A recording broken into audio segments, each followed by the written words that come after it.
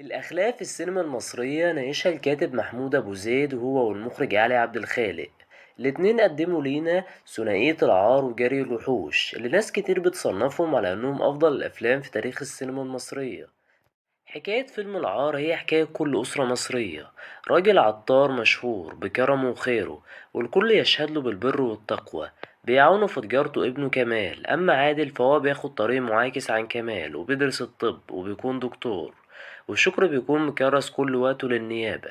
التلاتة بيفضلوا عايشين حياتهم على نفس النمط ده لغاية لما بتيجي حادثة موت أبوهم. المفاجأة وبيعرف عادل وشكري إن أبوهم الراجل الصالح كان بيتاجر في المخدرات، ومن دهشتهم ما بيكونوش مصدقين. لكن بعدها بيقدر كمال إنه يقنع عادل وشكري إنهم يشاركوا معاه في تهريب المخدرات عشان ياخدوا نصيبهم من الورث. وهنا فجأة بيتغير موقف شكري وبيحاول يقنع في أخوه عادل لحد ما بيوافق هو كمان. ولكن للأسف عملية تهريب المخدرات بتفشل، وبنشوف واحدة من أحسن النهايات في تاريخ السينما المصرية. أداء نور الشريف ومحمود عبد العزيز في المشهد ده كان عالمي، ومحدش يقدر ينسى كلمة محمود عبد العزيز الشهيرة: الملاحة وحبيبة ماله الطراحة. والمشهد اكتمل روعة بالآية القرآنية اللي كانت موجودة في آخر الفيلم: بسم الله الرحمن الرحيم ونفس ما سواها فألهمها فجورها وتقواها. الآية القرآنية لخصت رسالة الفيلم اللي محمود أبو زيد قدر يوضحها بكتابته العبقرية. وبيكمل معانا محمود أبو زيد الجزء التاني من ثنائية الأخلاق بفيلم جري الوحوش. قول آمين. آمين. السلام عليكم. وعليكم السلام يا سيدة فاس. تحت أمرك يا عم الحاج. أمال فين أبو دقشوم؟ وصل مشوار صغير. في سنة 1987 قدم لينا محمود أبو زيد وعلي عبد الخالق تاني جزء من ثنائية الأخلاق بعنوان جري الوحوش. قصة الفيلم بتدور حوالين فكرة الصراع الدايم ما بين العلم والدين. اللي بيمثل جانب العلم هنا دكتور نبيه، أما جانب الدين فبيمثله صاحبه عبد الحكيم. وطول الفيلم بنشوف مناظرة شرسة بين نبيه رجل العلم وعبد الحكيم رجل الدين. الصراع بين العلم والدين كان موجود من زمان جدا. الإنسان يقدر يطير، هي دي الفكرة اللي عباس بن فرناس كان مقتنع بيها، ولأنه كان شايف إن الإنسان ممكن يطير جاب جناحين وحاول إنه يطير بيهم، ولكن محاولته في النهاية فشلت. بعدها تمر السنين وتيجي سنة 1903 ويظهر علماء يتبنوا فكرة عباس بن فرناس في الطيران ويعملوا أول طيارة في التاريخ. نبيه بطلنا هنا عامل زي عباس بن فرناس، نبيه باعتقاده انه ممكن يلاقي علاج لعقم الانسان، وده اللي نبيل اثبته لما جرب تجربته على القرود وخلى القرد يخلف. لكن نبيه ما بيكونش عارف ان تجربته هيكون لها اثار جانبية، وده اللي كان بيحاول يوصله له صاحبه عبد الحكيم اللي بيمثل صوت الضمير في جري الوحوش. عبد الحكيم هو صاحب الحكمة في الفيلم ورمز الفيلم، وطول الأحداث بيحاول ينصح نبيه وسعيد وعبد القوي إن اللي بيعملوه غلط، لكن مفيش حد كان بيسمع له.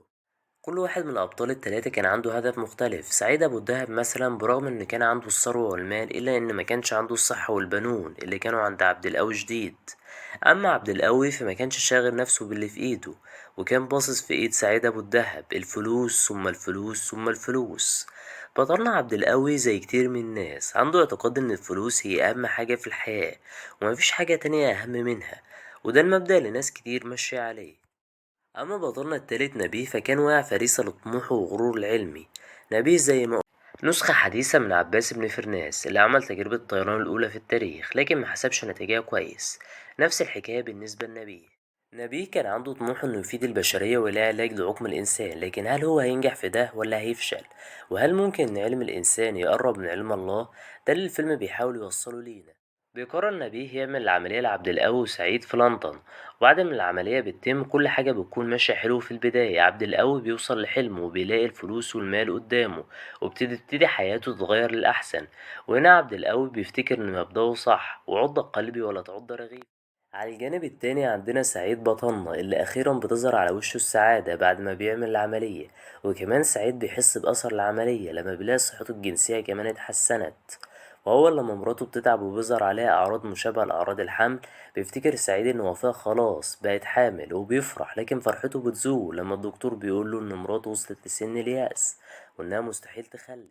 وهنا بطلنا سعيد بيحس بالإحباط والحزن، وإنه بعد ما تخلص من مشكلة العقم ظهرت له مشكلة جديدة، وعشان يخلف بينصحوا نبيه إنه يجدد فراشه ويتجوز من واحدة تانية. في نفس الوقت عبد القوي شديد ما بيبقاش عبد القوي، وبيحس ان صحته بدأت تتدهور خصوصا بعد ما عمل العملية، وبيروح لنبيه عشان يطمنه، لكن نبيه بيضحك عليه وبيقول ان ده مش بسبب العملية وانه بيوهم نفسه. لكن عبد القوي ما بيقتنعش بكذبه وبيحاول يلاقي مغفل ياخد جزء من مخه زي ما هو عمل ويعمل العملية، لكنه بيفشل في ده. في نفس الوقت أعراض التعب بتبان على سعيد هو كمان، فبيمرض وبيتشل، وبعدها بطلنا نبيه بيحس بالفشل والإحباط لأن تجربته فشلت، وبيعرف إن عبد الحكيم كان عنده حق. وبينتهي الفيلم على عبد القوي وهو ماشي في الشوارع بعد ما وبتيجي خلاصة الفيلم في الآية الكريمة: بسم الله الرحمن الرحيم، ومن يبدل نعمة الله من بعد ما أتت فإن الله شديد العقاب. لو عجبكم الفيديو دوسوا لايك واشتركوا في القناة، وكمان فعلوا زر الإشعارات عشان يوصلكم كل جديد.